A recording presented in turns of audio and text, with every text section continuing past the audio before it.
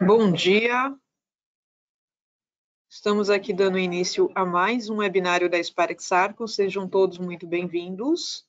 Hoje o nosso tema é sobre boas práticas na fabricação de produtos na indústria cervejeira. Teremos hoje aqui nosso palestrante, o André Moura. André.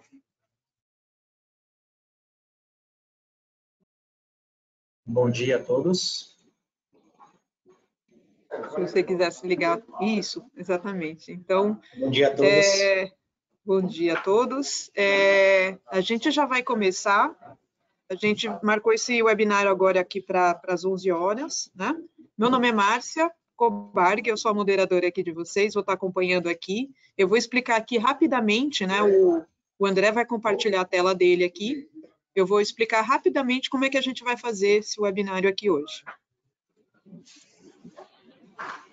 Já vem minha tela? Sim, André.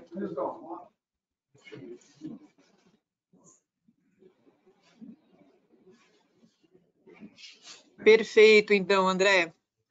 Já são 11 horas, então.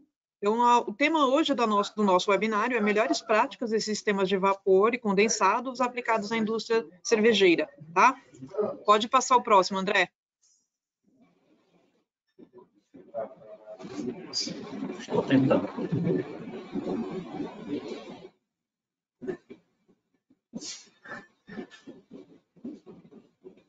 Bom, então, pessoal, alguns recados aqui. Para aqueles que tiverem interesse em receber o certificado de participação, a gente geralmente, para os participantes aqui do webinário que ficam até o final, a gente emite um certificado de participação.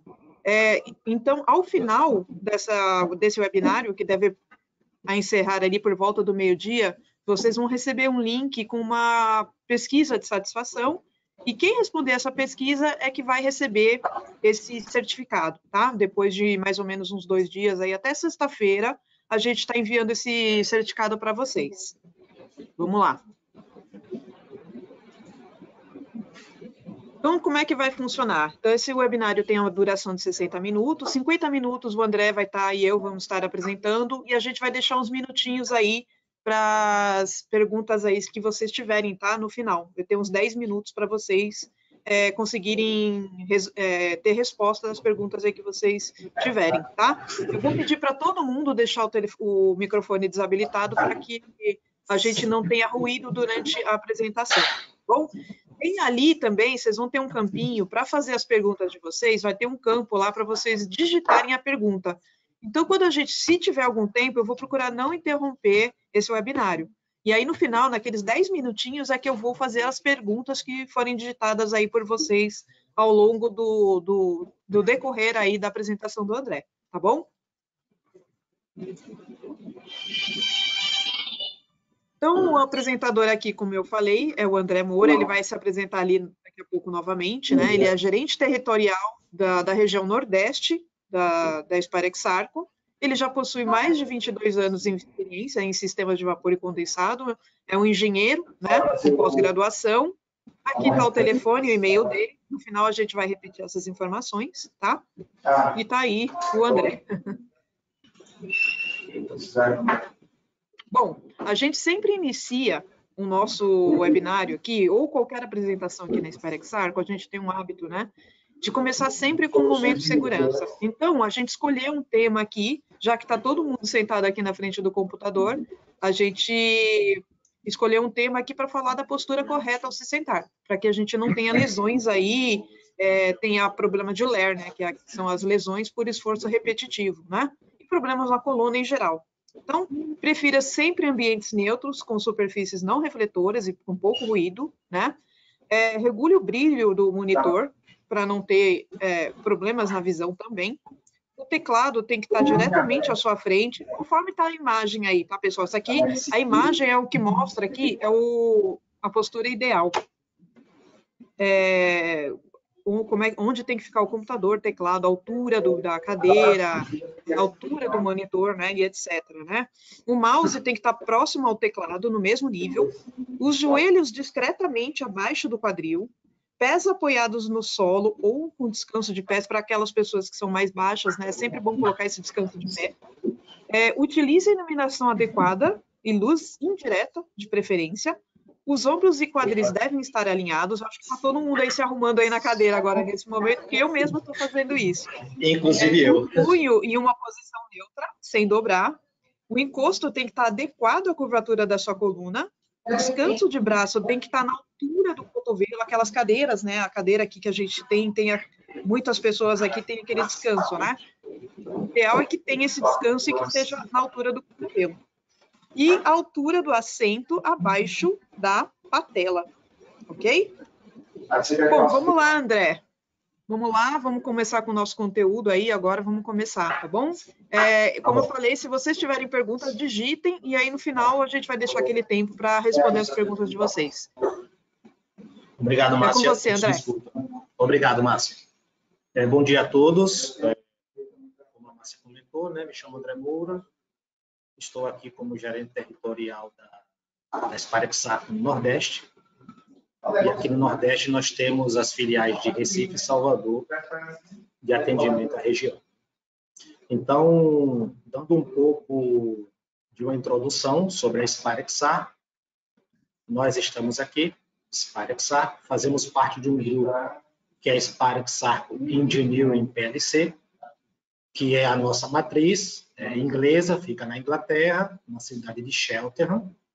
E dentro desse grupo temos nós, que temos fábricas no Brasil, temos a Watson Marlow, a Gestra, a ITER, que também é brasileira, na linha de controles, e Chromalex.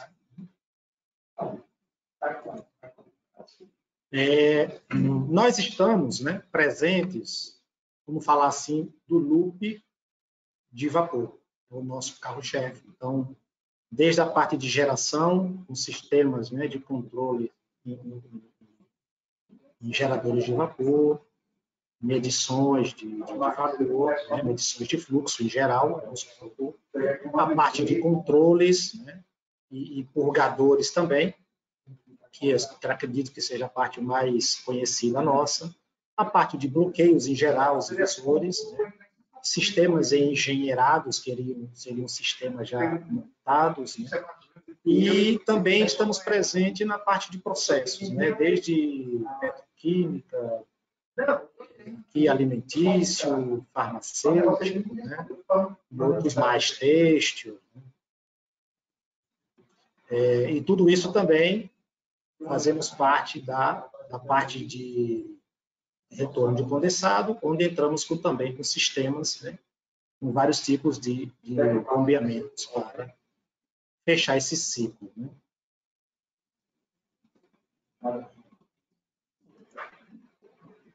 E uma vez mais falando da empresa, nos envolvemos desde a parte de turnkey, assistências técnicas, auditorias energéticas para suporte, né, e verificação de oportunidades.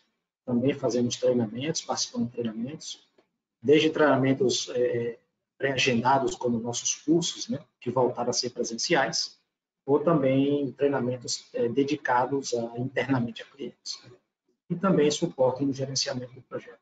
No final, segue sendo o mesmo loop do sistema em geral dos clientes, né, sistemas de vapor, onde entramos também. E qual seria a agenda do nosso webinar hoje? Eu vou falar um pouco sobre conceitos básicos de vapor, de uma forma bem resumida, para dar um pouco de recordação, né? Para quem já estudou, quem já viu antes, só recordar um pouco os conceitos básicos e falar um pouco sobre as melhores práticas dentro do sistema e também de oportunidade exatamente no sistema de vapor condensado com foco em cervejarias, que seria o foco principal do nosso webinar. Então, falando sobre conceitos básicos, nós temos aqui, que a gente fala, né, que o vapor é uma tecnologia natural, né?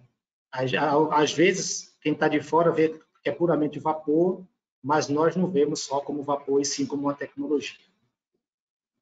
Então, suas vantagens, né? Um excelente meio de transporte de energia, não nos deixa ruídos, apenas água para recuperação de reuso, grande quantidade de energia, possui grande quantidade de energia, o vapor flui naturalmente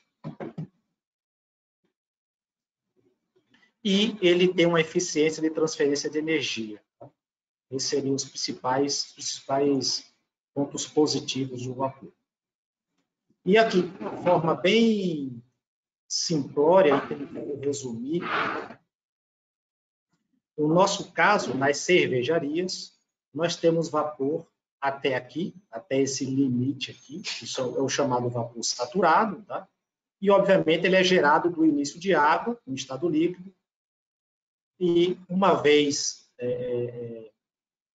aqui está a representação bem interessante, né? Nós temos aqui uma chaleira, né? uma panela para ferver água, né? Para café, por exemplo, e representa nossas caldeiras, né? De uma forma bem simplória. E a gente fala o seguinte, na nossa distribuição de vapor, nós temos que gerar esse vapor o máximo possível desse ponto aqui. Porque aqui eu tenho a minha maior ou melhor eficiência de geração de vapor. Se a gente não tratar esse vapor que sai da caldeira que está aqui, a tendência dele é ir voltando à sua condição inicial, que seria líquido. Porém, no estado líquido, para distribuir e para se utilizar a energia, teoricamente, não é o seu melhor propósito, sua melhor eficiência. Okay? Então, quanto mais estarmos aqui, melhor possível. Então, para isso, temos que manter a atenção sobre alguns detalhes e práticas, né? Por exemplo, sobre as tubulações e reduções, por exemplo, a orientação é nada de forma concêntrica, porque o vapor vai acabar acumulando condensado e nos gera golpe. Em termos de distribuição, qualquer tubulação ou tubo que esteja ascendente, né, ou de uma forma mais coloquial, subindo, também é interessante que se trate o vapor nesse ponto, porque também será um ponto de acúmulo de condensado. Outro item interessante é nos filtros tipo Y, tipo sexta, que aplicados em vapor, né, os filtros estando em tubulações de vapor, seria interessante que a parte do sexto do filtro, ou a parte do Y do filtro, não fique para baixo, porque também é um ponto de acúmulo de condensado. Geralmente, esse dispositivo, né, após ele eu tenho alguma válvula, uma válvula de controle, uma válvula redutora, por exemplo. E esse acúmulo de condensado acaba gerando um bombardeamento mecânico nas válvulas que estão após o filtro e, obviamente, diminui a vida útil. Tá? Então, seria interessante que esse filtro seja rotacionado e esse elemento fique aqui como uma asa de avião, tá? De forma na horizontal. Outro ponto também é sobre a distribuição, né? Que na linha de vapor saturado, em termos médio, pelo menos entre 25 e 35 metros, tenham pontos de drenagem. Tá? Esses 50 metros aqui já seria no caso de vapores superaquecidos, porém, no nosso caso, nas cervejarias, nós temos o vapor saturado, e entre 25 e 30 metros seriam os pontos de drenagem de líquido. Tá? Para tudo isso, manutenção da qualidade do vapor, conforme aquela imagem que eu comentei. Outro item interessante, que é de aplicação e sugestão prática, né, e de boas práticas, é, nesse ponto de drenagem, ficarem atentos às botas coletoras, onde, a depender do diâmetro da distribuição, deve existir um diâmetro de bota coletora para que o condensado seja coletado de forma eficiente e não siga o sentido, né? E não vá se acumulando. Outro ponto seria também as tomadas para alimentações, né? Toda tomada nas linhas de vapor, e até faço um comentário adicional também nas linhas de ar comprimido, né? Para fluidos gasosos, que sempre sejam tomadas pela parte superior das tubulações principais. Para exatamente isso aqui, ó. Caso exista condensação, esse condensado não vai ser levado para o próximo ponto de distribuição de vapor, e sim um vapor com melhor qualidade, tá? Esses são os tips que a gente faz de boas práticas, né, em distribuição de vapor. Outro acessório de extrema importância são os separadores de umidade, né, que é um dispositivo que tem a função, exatamente como a principal função, é resgatar o pulverizado, né, o vapor, essa umidade pulverizada que vem na distribuição. E esse vapor úmido, ele pode causar erosão, né, na distribuição, na própria tubulação e equipamentos, um desgaste prematuro, né, corrosão também, e relocação de equipamentos, porque você vai ter, acaba tendo um desgaste acentuado e prematuro nos sistemas. Lembrando que os separadores, eles têm 99% de eliminação, né, das gotículas de água. E o forte dele é o seguinte: a gente não tem aqui, obviamente, caso venha aquela umidade, né, o condensado que está abaixo aqui no leito da tubulação, ele também vai retirar, mas o grande forte dele, que a gente não consegue com a drenagem de linha convencional, é exatamente melhorar a umidade que vem no pulverizado do vapor. E entrando agora como oportunidades, né, exatamente nas cervejarias, os assuntos, um deles que acontece com muita frequência, são as estolagens, né, em trocadores de calor, principalmente na parte de CIPs, né, onde a gente possui praticamente em todos os departamentos, todas as áreas da cervejaria, desde o processo, packaging, né, xaroparia, etc. Nós temos isso. Então, de início, o que é que nós temos, Léo? Temos uma distribuição de vapor, temos um sistema de controle, temos um trocador de calor, né? Obviamente um fluxo a ser aquecido, que geralmente é água, no CIP, no caso, água com solução, né, de soda. E, teoricamente, a gente vai ter uma distribuição, uma pressão positiva. Eu vou ter um diferencial conforme meu projeto. Também vou ter um diferencial de pressão no meu sistema de trocador de calor, né? Agora, aqui tem um detalhe. Qual seria o detalhe do trocador? Dependendo do dimensionamento dele, geralmente, os trocadores de calor são dimensionados com um fator de sobredimensionamento, né?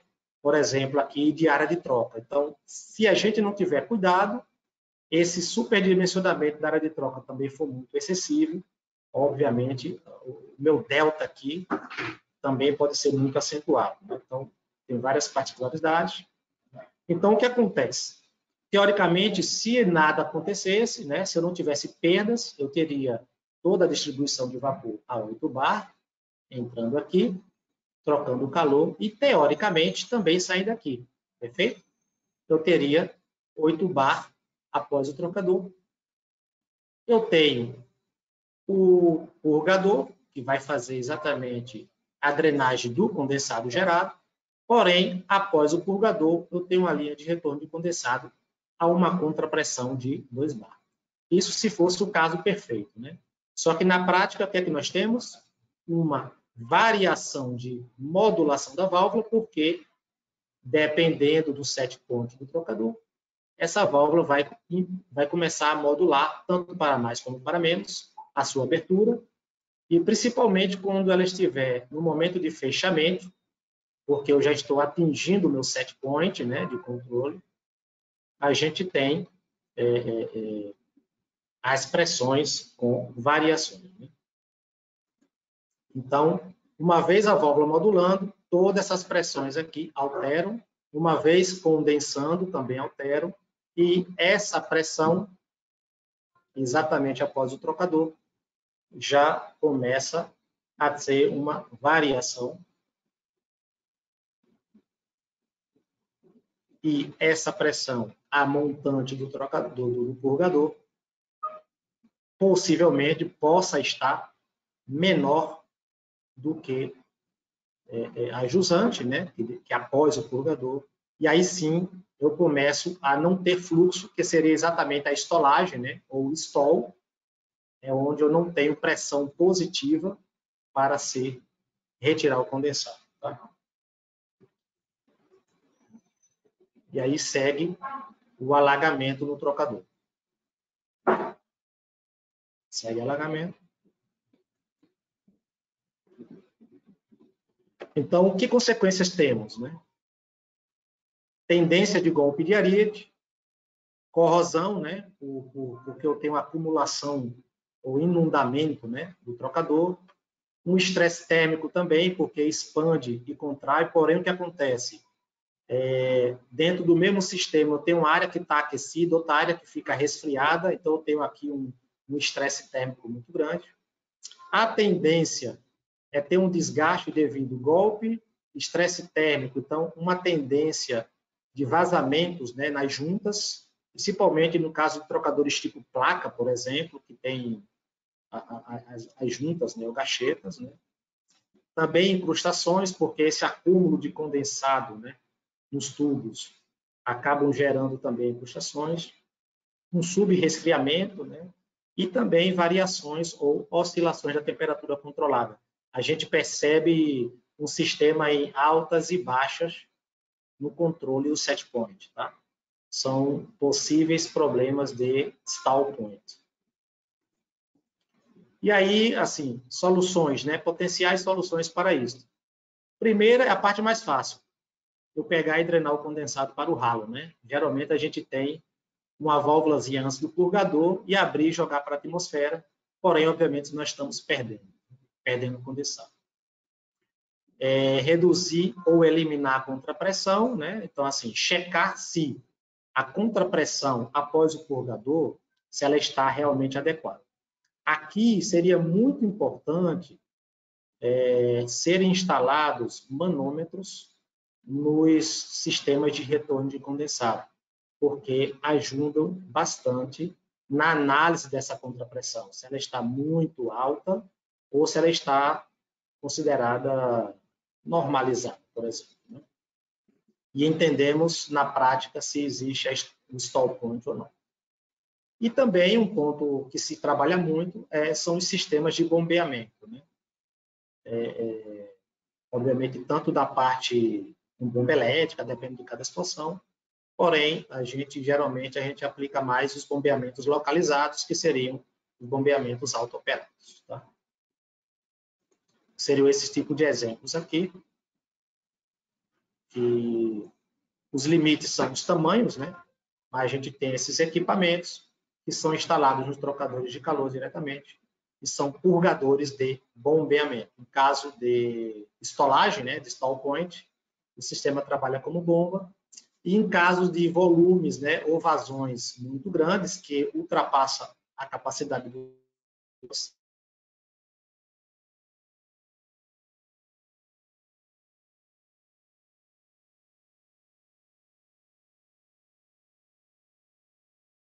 sério mesmo. Sistemas diretos também com bombeamentos maiores. Mas o princípio é outro que impacta, né, no nosso resultado nas cervejarias. Por exemplo, aqui, ó, fazendo uma relação, né, um furo de 1/8 ou 3,2 milímetros a uma pressão de 100 PSI, PSIG, que dá mais ou menos, vai próximo aos 7 kg de vapor, que é dentro da nossa realidade de cervejarias. Temos aproximados 30 kg de vapor por hora. Teoricamente, parece ser muito pouco, né? Já que estamos falando aí de cervejarias com gerações de 15, 20, 30 toneladas por hora, mas o que parece ser pouco, só para ter ideia, esse único furo de 30 kg por hora, a um custo de vapor de R$100, né, a toneladas, que não é nada absurdo esse custo. Tem lugares que é bem maiores. A gente teria mais de R$2.000 por mês, um único furo, tá? Então, uma conta bem rápida viabiliza você aplicar e deixar de perder esse vapor por furo. Outro detalhe também, já falando de vazamentos, é sobre o quão é erosivo o vazamento, né? Então, assim, ó, em espaço de tempo, a quantidade de perda, né? Essa relação, ela tem uma forma meio que tendência exponencial, porque, por exemplo, aqui o tempo 1, eu posso estar tendo uma perda X, exemplo, aquele orifício que falamos anteriormente. Porém, depois de um tempo 2, ok, pode ser 2x, a quantidade de perda. Porém, um tempo 3, possivelmente ser 10x, porque o que acontece, lembrando como o vapor é bifásico, né, a tendência dele é ser erosivo. Então, quanto mais eu demorar a fazer uma intervenção, eu posso ter um prejuízo muito maior. A perda aqui, a gente pode não estar falando só de vapor em si, porém também em custos, né? Por exemplo, está vazando um flange, né? E eu demoro muito a fazer a intervenção no flange, o desgaste no flange chega a um nível que não substituir somente a junta vai resolver, porque o flange ficou com a erosão, e aí eu vou ter que já ter um custo muito maior. Então, a perda em si, aqui a gente fala de uma forma geral, né? Tentando antecipar. Então, não basta somente eliminar, né? É preciso corrigi-las, e o mais rápido possível. Redução de pressão é outro ponto também que é de extrema importância nos sistemas, tá? Então, por que a gente reduz pressão? Por economia, porque o calor latente aumenta quando eu diminuo a pressão, conforme a gente verifica, né, em tabelas de vapor. Então, a propriedade do vapor saturado. Aumento de vida útil, né, das máquinas, porque, lembre-se, eu estou diminuindo a pressão, então, trabalhando sobre menos pressão, também a tendência é ter menos temperatura, e aí aumenta a vida útil das máquinas, ou do sistema. Com menor pressão, a temperatura do vapor é menor, como já falei. E também em qualidade de produto, né, porque sabemos, né, nas cervejarias que, principalmente na parte de cozinhamento, se a gente chegar com pressões muito altas ou com temperaturas muito altas, eu posso queimar, né, fazer a famosa queima ou caramelização do produto internamente, e isso impacta diretamente no sensorial. E outra coisa também aqui, em produtividade, porque se eu caramelizo precocemente, eu vou ter que fazer sips precocemente, e aí eu vou ter que parar a produção, né, as bateladas, para poder fazer os sips. Então, tem a questão também de produtividade. E um exemplo, né, de redução de pressão, como a gente economiza, aqui um exemplo, né, eu tenho 100 mil quilos de óleo PPF, trabalhando a uma pressão de vapor de 8 kg por centímetro quadrado. Aqui é a propriedade do óleo, né? Aqui é a tabela, esse valor específico do óleo. e ele está inicialmente a 30 graus e eu vou aquecer até 60 graus. Então, aplicando na fórmula, a gente tem que, para aquecer 100 mil quilos de óleo de 30 para 60, a uma pressão de vapor de 8 kg por centímetro quadrado, nós temos aqui um consumo de 3.861 quilos por hora. Se nós formos reduzir a pressão, vamos fazer o mesmo aquecimento, na mesma capacidade, porém, vamos reduzir a pressão para 4 kg força por centímetro quadrado, obviamente devido à sua propriedade, aí é tabela de vapor, se observa, o calor latente aumentou, a sua energia, né? Exatamente a gente vai transmitir para o sistema para aquecer, aumenta, e se vocês observaram, houve uma redução no consumo, que a conta dá aproximados 5% de economia de vapor. Então, além das condições de aumentar a vida útil dos sistemas e etc., como comentamos anteriormente, sim, você tem uma redução no consumo de vapor. Outro item, né, outro ponto interessante e importantíssimo é a parte de retorno de condensado, né? Eu acho que a imagem fala mais do que qualquer palavra, né? E se você observar aqui, ó, se vê que é uma água quente, né, com energia. E outra coisa também, as duas imagens, é a questão financeira, porque essa energia também custa dinheiro. E principalmente nos tempos atuais, que as energias, os combustíveis, os preços alteraram absurdamente. Então, ó, por que retornar condensado, né? É um recurso extremamente valioso, né, de grande quantidade de calor. Esse condensado já é água destilada e tratada, né, já que quando nós geramos vapor, o concentrado permanece na caldeira, né, por isso que nós temos as famosas descargas de fundo na caldeira, e o que é enviado é destilado, né, que é o vapor. E aí, esse condensado retornando, eu otimizo, né, reduzo os custos de tratamento de água da caldeira.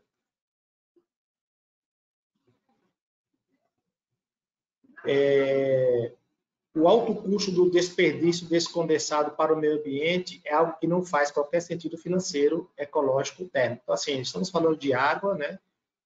Água é um item que eu acredito, no meu entendimento, que é um item de luxo, não temos fácil isso, por mais que chegue na população direitinho, pensamos que está fácil, abundante, mas não é.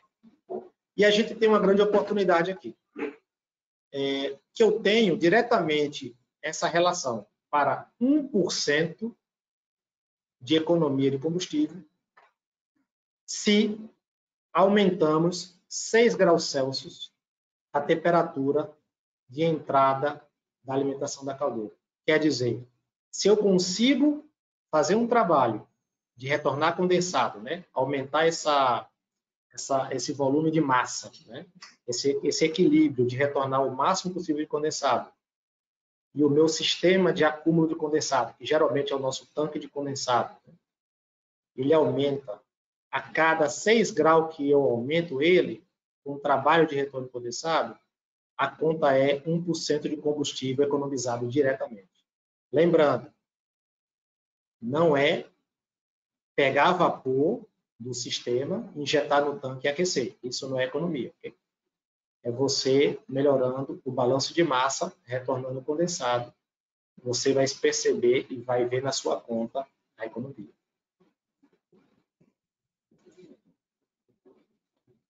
Como melhorar a taxa de retorno?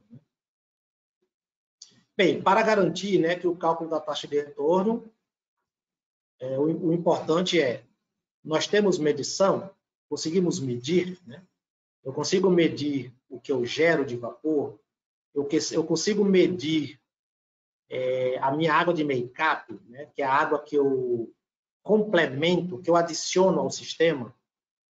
É importante ter essas medições para que sejam calculados os percentuais de retorno, para saber, estamos bem ou não.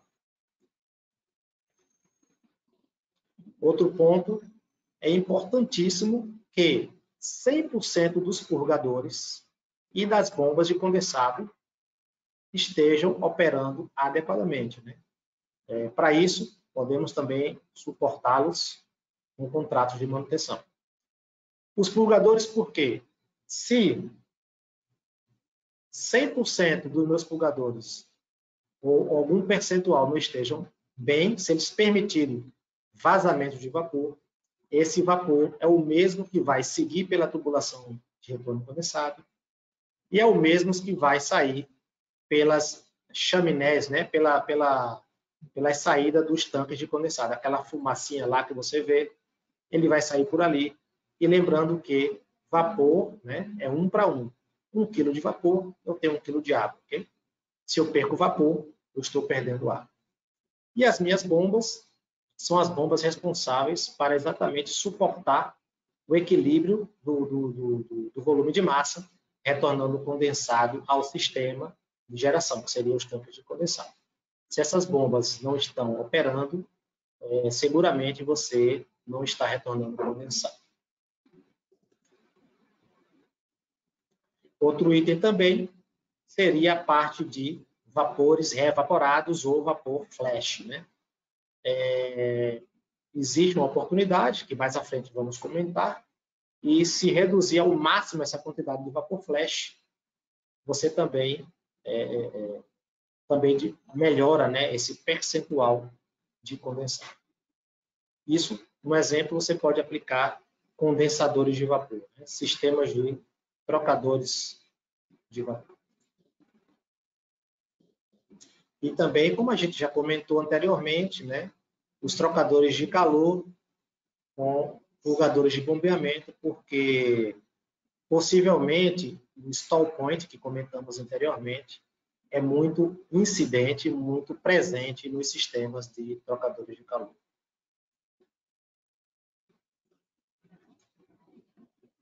Outro item interessante sobre essa questão de vazamento são as válvulas shutoffs, tá? Que nada mais é uma válvula, né, tipo esfera, por exemplo, com vedação classe 6, né, que nos dá em termos práticos, uma estanqueidade ao sistema, e que a ideia é aplicar nos equipamentos, principalmente nas cervejarias que temos grandes diâmetros, né, de consumo. Então, ó, a válvula... Por que garantir o bloqueio, né? Válvula de controle, globo, é classe de vedação 4. Então, geralmente, na grande maioria, os equipamentos têm válvula tipo globo.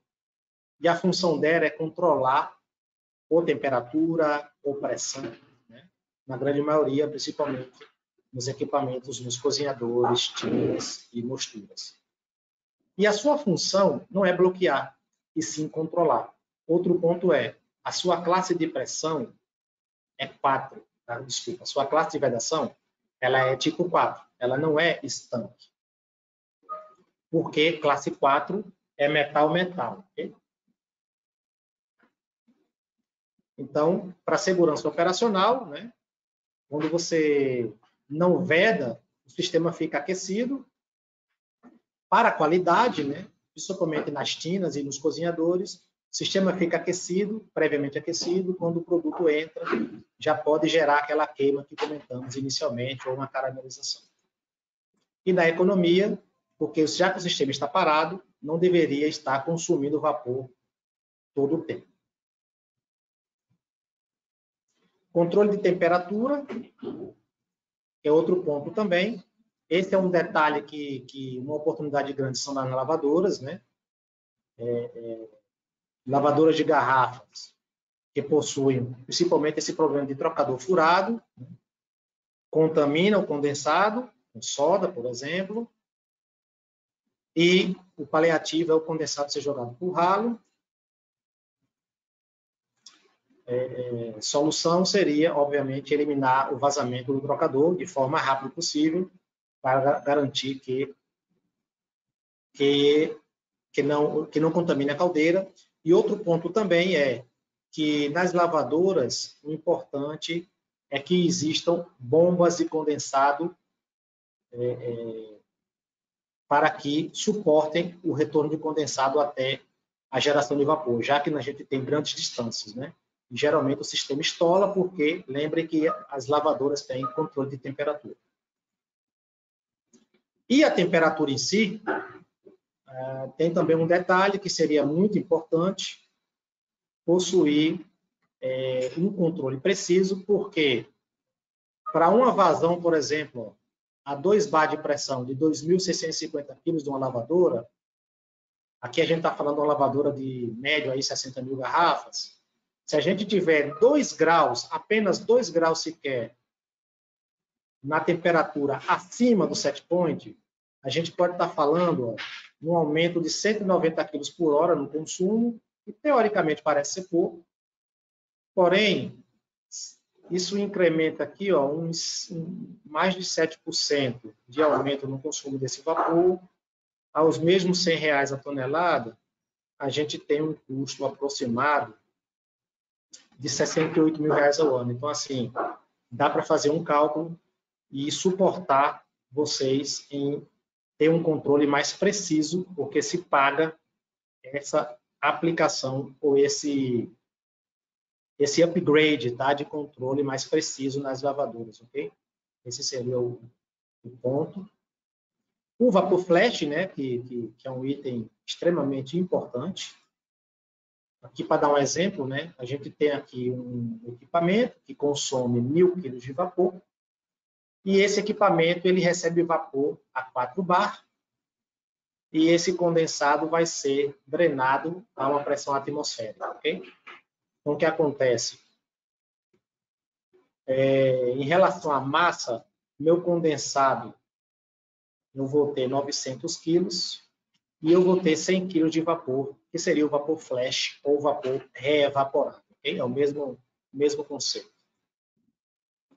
Em termos de volume, esses meus 900 quilos por hora de condensado vão ocupar 0,9 metro cúbico por quilo, e os meus 100 quilos de vapor, flash horários, vão ocupar 167 metros cúbicos por quilo. Então, só para dar um pouco também de visão, isso é mais ou menos como se comporta uma tubulação de retorno de condensado. Eu tenho praticamente 99,5% do volume ocupado pela tubulação de condensado por vapores, ok? O vapor flash. E o volume só 0,5% ocupado pelo condensado, os 1.900 quilos. Então, isso aqui é um item interessante e importante, porque na hora de dimensionar uma distribuição, um retorno de condensado, temos que levar em conta quanto de flash o sistema vai produzir para que se estude e se dimensione a tubulação para que absorva esse volume. Porque, senão, se ela ficar menor, a tendência é eu ter uma pressão na linha de retorno condensado. Tá? Mas, voltando aqui, existe aplicação interessante, que é na parte no processo, os cozinhadores e tinas, né, acabam, pelo seu volume e consumo, acabam gerando uma quantidade de vapor flash interessante. E a gente pode aproveitar esses vapores, por exemplo, para aquecer água, e uma aplicação muito boa seria utilizar o tanque de água quente como um pré-aquecedor do sistema. Tá? Outro item também, nos PZs, né, os pasteurizadores, que também possuem um vapor flash interessante, e a gente pode aplicar os sistemas de condensadores, né, atmosféricos, para também pré-aquecer outras áreas, né, do próprio PZ. E aqui, para ter uma ideia de quantidade, né, a gente tem, por exemplo, 107 metros cúbicos de água, né, e eu vou aquecer de 65 para 77, estamos falando de 12 graus, né, de temperatura. O meu trocador de calor, ele me dá 1 bar de delta de perda, né, eu entro com 3 bar e saio com 2, e vamos saber aproximadamente quanto de vapor eu tenho reevaporado. Então, eu tenho aproximadamente 6,3% de flash. Tá? Aqui tem uma fórmula prática, né? Meus 107 metros cúbicos. Eu tenho 1.500 kW, né, de energia consumida. Isso em vapor. Aqui é a tabela de vapor, tá? Esse valor de 2.163 kJ é a tabela de vapor a 2 bar. E eu consigo saber em quilos por hora, pegando em kilowatt, vezes 3.600, né? Dividido pela minha energia latente, que é a energia do vapor, eu vou ter aproximadamente 2.500 quilos de consumo para aquecer os 12 graus. Okay?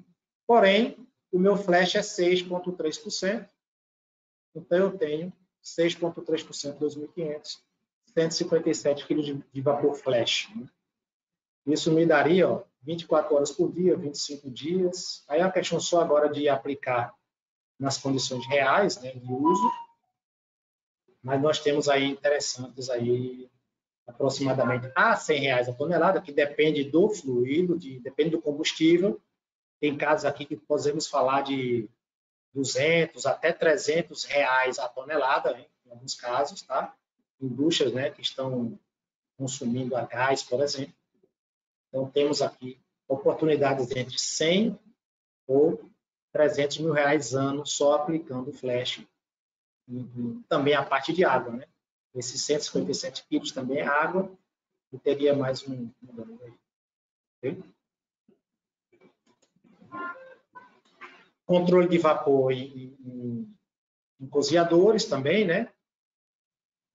É um ponto importante. Só deixando aqui, ó, se vocês observarem, ó, o consumo, né, a necessidade de vazão, né, nos cozinhadores, se você observar aqui em um tempo muito curto, a necessidade de vazão é muito alta. Então, assim, eu preciso de uma demanda, né, muito alta, né? Então eu tenho um pico de consumo, que é a característica do cozinhador. Onde é que eu quero chegar com isso? É para a gente ter bastante cuidado em relação ao sistema, principalmente a parte de drenagem, né, e as válvulas. Então, é importante ter a pressão de trabalho e a montante do purgador, né? Saber se, dependendo dessa pressão, dessa necessidade, se necessita de bombeamentos. É importantíssimo que os purgadores sejam dimensionados com fatores de segurança de 2,5 a 3 vezes. Por exemplo, o meu purgador, a vazão do equipamento é de 5 toneladas por hora, ok? Eu tenho que dimensionar um purgador que, pelo menos, vai ter que estar trabalhando com 12 ou 15 toneladas por hora de capacidade, e não com 5 toneladas. Então, assim, o purgador ele tem que atender devido a essa necessidade de uma demanda muito, muito instantânea. Outro item também é o risco de superaquecimento com a redução de pressão, para não gerar caramelização. Que aqui, por exemplo, essa imagem aqui nos mostra o seguinte, ó. Na entrada, obviamente, antes aqui eu tenho redução de pressão. Se não tratarmos isso, posso ter vapor superaquecido e observe o fator de transmissibilidade do vapor. Eu tenho 50 watts por metro quadrado, grau Celsius. Só depois que ele superaquece,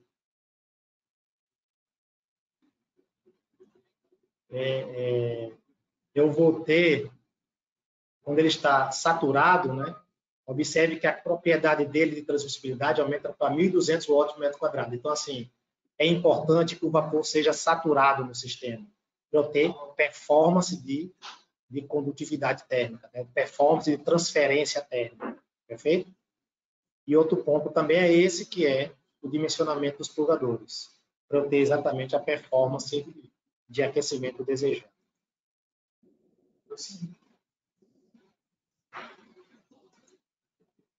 Outro item também é adequações nas tinas, né? Tanto de malte como tina de grits. E geralmente o que acontece?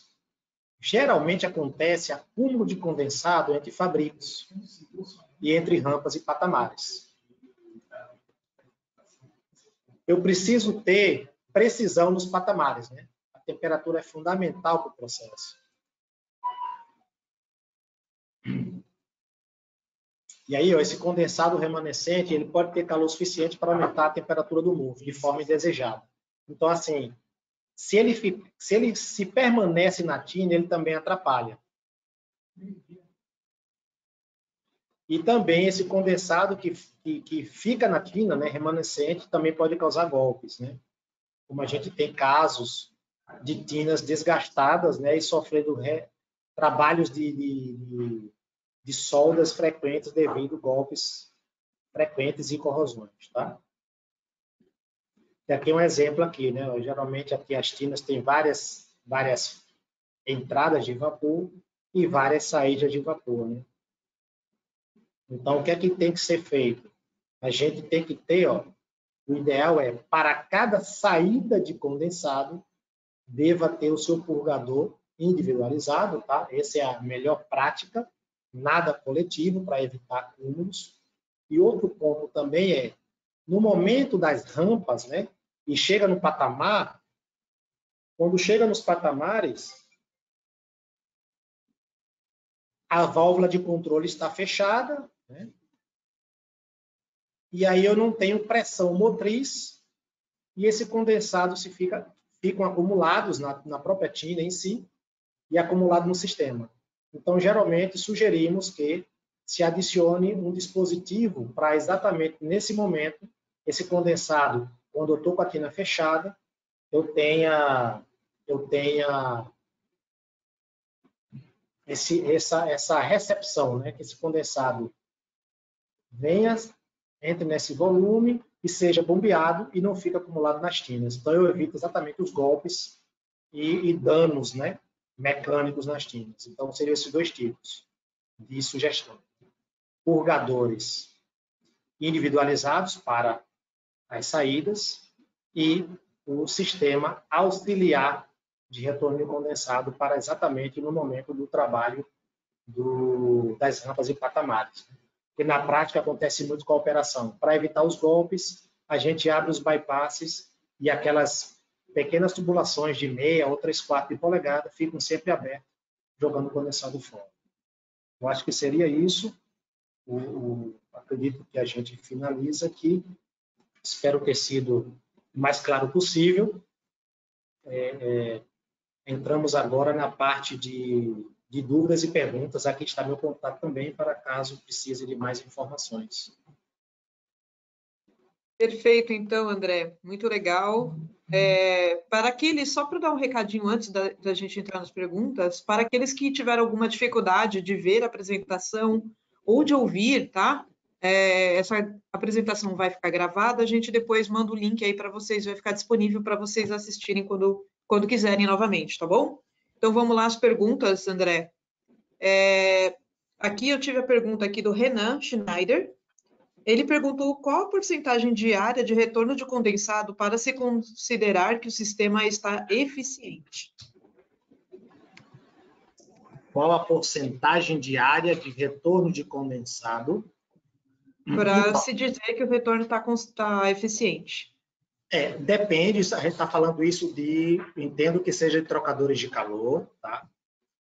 Depende, mas geralmente a gente trabalha depende muito da aplicação, tá? Mas se discute os prós e os contras. Mas geralmente, por exemplo, 20% de sobre-área, tá? A gente está falando de dimensionar, por exemplo, 10 metros quadrados de área de troca térmica.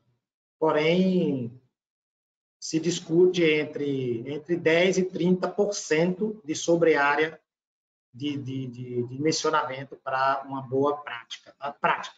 Só que depende de cada caso, mas às vezes a gente tem situações, principalmente em trocadores de casco tubo, a gente tem aí 60%, 80% de sobreárea devido às suas limitações. Tá?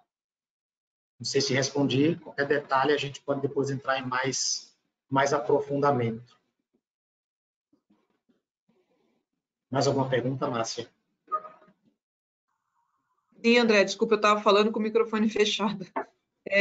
Para o Renan, que eu estava dizendo aqui, se o Renan ainda estiver aqui na live, se ele tiver ainda dúvida sobre esse tema, ainda tem um campo lá na pesquisa que ele pode fazer a pergunta para o palestrante, e aí você responde diretamente por e-mail para ele, tá bom? Isso, tem mais uma.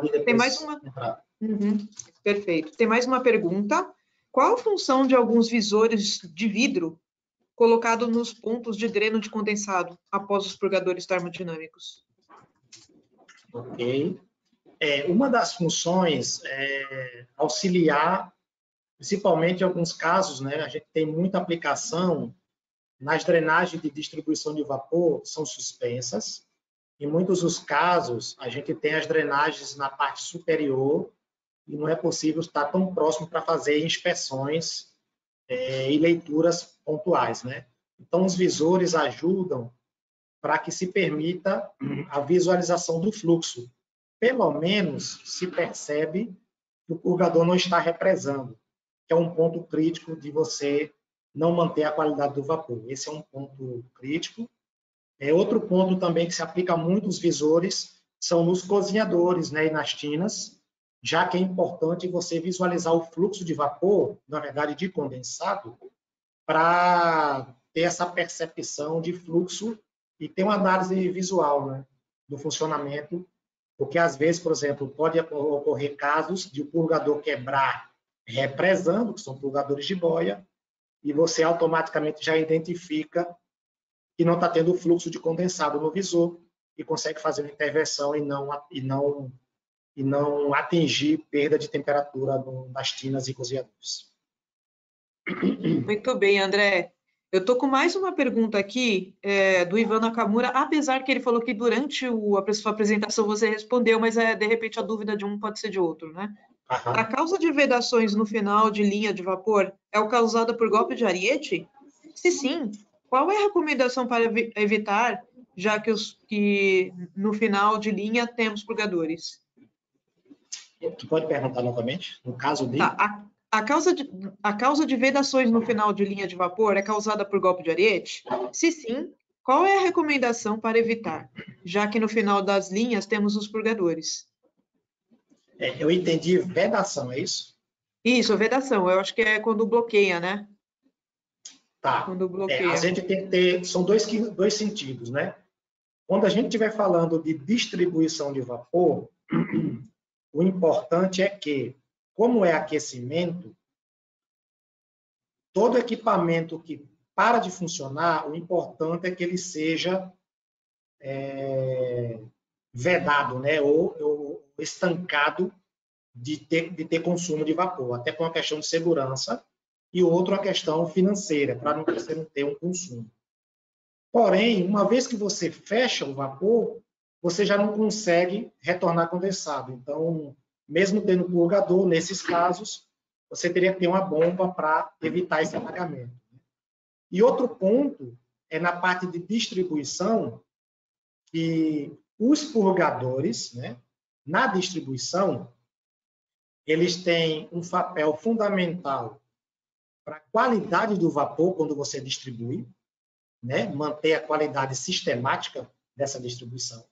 Porém, também manter o retorno desse condensado que volta de forma pulsante. Então, assim, o purgador, ele mantém a qualidade da distribuição de vapor quando ele drena, porém, ele mantém também o retorno de condensado de forma viva, com esses pulsos, né, a cada 30 metros do ponto de conexão do retorno condensado. Não sei se consegui responder. Então, assim, se eu quebro essa hegemonia, eu começo a ter problemas também de golpes, tá? Ou acúmulos e rompimentos. Talvez depois aí, caso eu não tenha respondido, depois aí, acho que foi Renan, se eu não me lembro, se eu me lembro bem.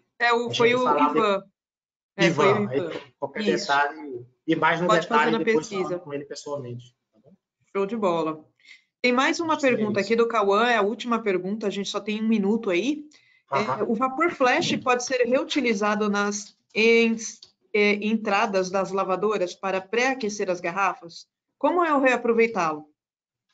Sim, pode ser reaproveitado, tá? O grande detalhe é exatamente este, da quantidade de vapor que nós temos.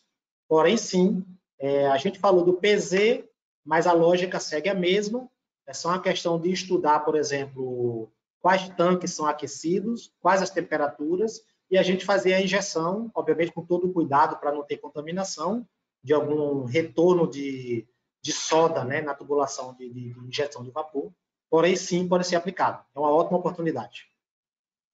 Nossa, temos tempo para mais uma última pergunta do Leonel? Rapidinho, é sobre turbulência, né? O retorno de condensado para o tanque retorna muito turbulento. O que fazer para diminuir isso? Sim, nós temos uma condição prática, que é a injeção. Temos equipamento chamado injetores de vapor, no qual tem a função de homogeneizar misturas, tá? Então, uma aplicação bem interessante é esse retorno. Ele é turbulento porque, como eu mostrei lá naquela parte do flash, o volume principal da tubulação vem com vapores, né, evaporados, e esse vapor, ao momento que entra no tanque de condensado, gera essas turbulências com borbulhas. Então, temos um sistema, né, sistemas de injetores, que é uma aplicação prática, e ele exatamente acaba com essa vibração, né? Dá uma estabilidade e uma hegemonia até também na parte de aquecimento do próprio tanque em si. Podemos ver com mais detalhes depois. Perfeito, muito bem, André. Então, a gente chegou ao final desse webinário. Gostaria de agradecer a participação de todos vocês que ficaram até aqui. Não desliguem. A gente encerrando essa apresentação aqui, vai chegar um link aí para vocês responderem a pesquisa. E aí, vocês que responderem a pesquisa, bem rápido, são apenas algumas perguntinhas.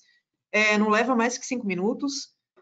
A gente consegue medir aí a qualidade do nosso webinário, tá bom? E aí vocês recebem um certificado de participação de 1 hora aí com esse conteúdo.